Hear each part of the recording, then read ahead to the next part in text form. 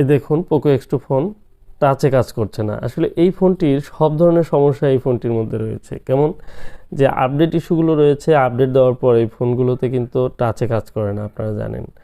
আর এই ফোনটির টাচে কাজ করার আগেও কিন্তু দুইটি সমস্যা হয়, সেটি হচ্ছে ফ্রন্ট ক্যামেরা প্রবলেম এবং সাউন্ডের প্রবলেম।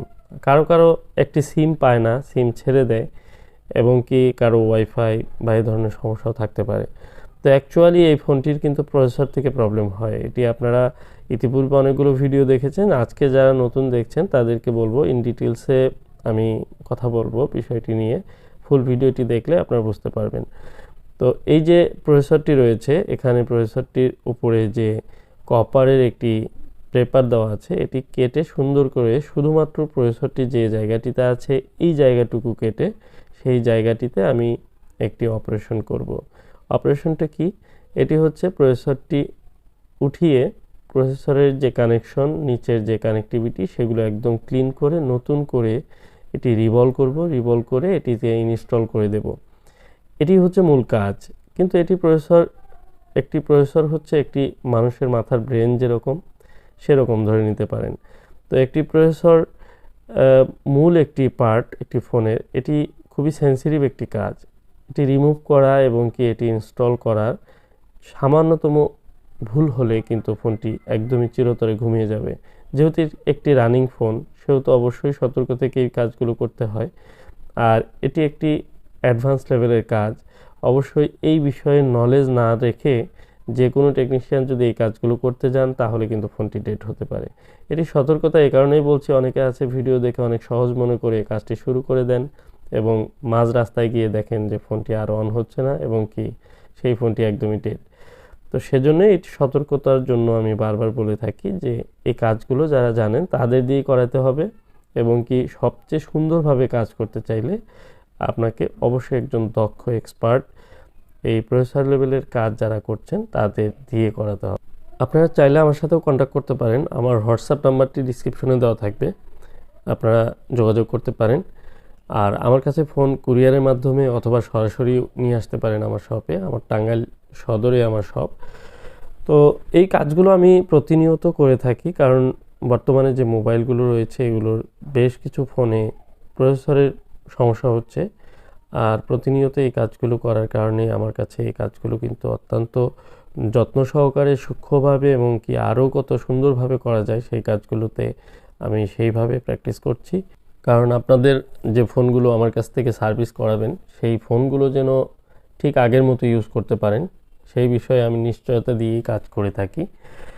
কারণ দীর্ঘদিন যাবৎ আমি এই মোবাইল সার্ভিসিং পেশায় রয়েছি। আমি দীর্ঘদিন যাবৎ মোবাইল রিপেয়ারের কাজ করি। আর আমি আমার দক্ষতা দিয়ে সর্বোচ্চ দিয়ে আমি ফোনগুলো রিপেয়ার করে থাকি। তো প্রতিনিয়ত যে কাজগুলো আমি করে থাকি এই কাজগুলোই শেয়ার করে থাকি আমার এই ইউটিউব চ্যানেলে। আপনারা চ্যানেলটি সাবস্ক্রাইব করে রাখবেন। আপনারা ম্যাক্সিমাম অ্যাডভান্স লেভেলের যে প্রসেসরের কাজগুলো সেগুলোই বর্তমানে দেখতে পাবেন, কারণ বিভিন্ন ডিভাইসের প্রসেসরের ইস্যু হচ্ছে বর্তমানে আপডেট দেওয়ার পর, এবং কি সেই ইস্যুগুলো নিয়ে কাজ করছি।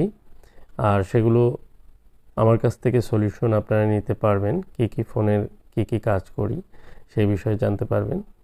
আরেকটি বিষয় হচ্ছে যে আমি বর্তমানে প্রসেসর ইস্যুর যে কাজগুলো করছি এগুলো যেগুলো ফ্রেশ রয়েছে এখনও পর্যন্ত কাজ করা হয়নি সেই ফোনগুলোই নিই, এবং ইনটেক ফোনগুলোতে আমি ওয়ারেন্টিও দিয়ে থাকি। কোনো সমস্যা হলে আমি প্রসেসরে কাজ করার পর কোনো প্রবলেম হলে অবশ্যই সেই বিষয়গুলো আমি দেখব।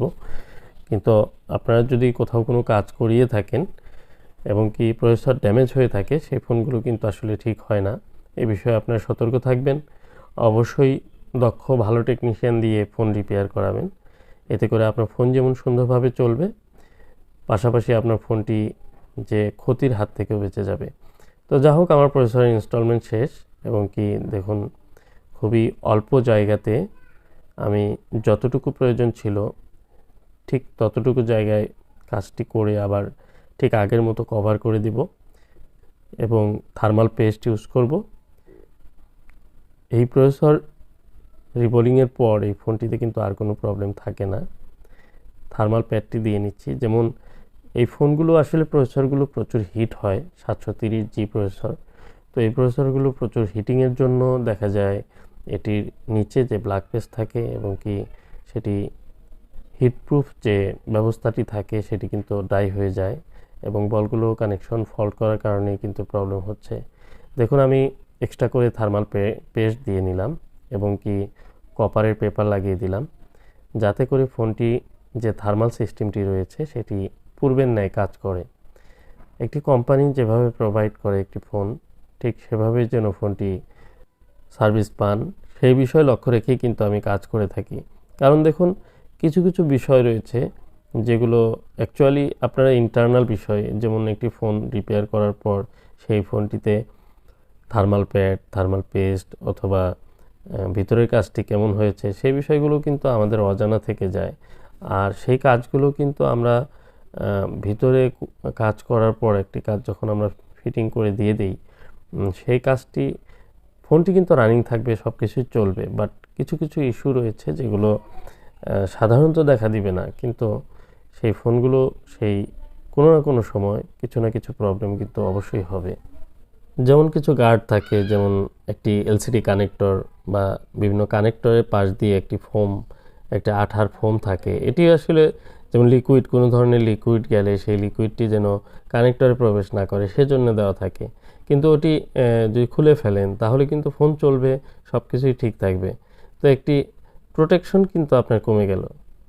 ঠিক তেমনই আমাদের প্রত্যেকটি খেয়াল রেখে, প্রোটেকশনগুলো খেয়াল রেখে আমাদের কাজ করতে হয়। আর হাতের কাজ যতটা সুন্দর করে করা যায় ততটাই কিন্তু ভালো। নিজেও যেমন অনেক কাজ করে তৃপ্তি পাওয়া যায়, পাশাপাশি এই ফোনটি যিনি ইউজ করবেন তিনিও কিন্তু অনেক সুন্দরভাবে ইউজ করতে পারবেন। ফোনটি কিন্তু টাচ কাজ করছে। আমি এবার একটু লক ছিল, লক খুলে নিলাম। এখন ক্যামেরাটি চেক করব। সব কিছু ঠিক রয়েছে। আজকের মতো এ পর্যন্তই।